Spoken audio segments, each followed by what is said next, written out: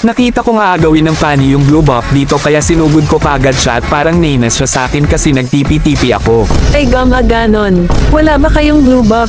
Ay mayabang ta, parang kilala ko to ah. Teka legit Wannafly ba? Yung puro creation camp, haha di ka sure dyan.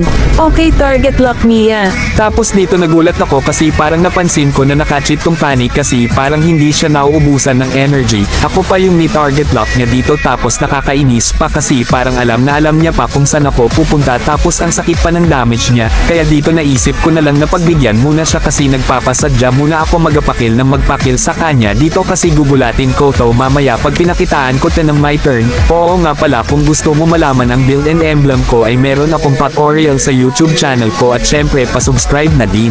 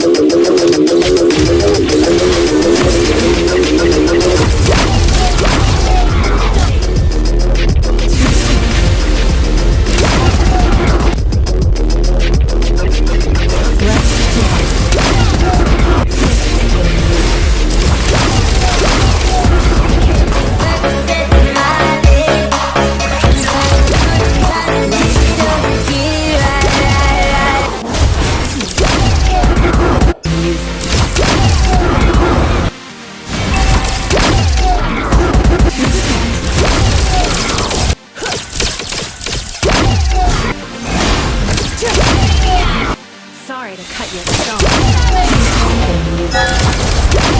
Music to my ears. Turret.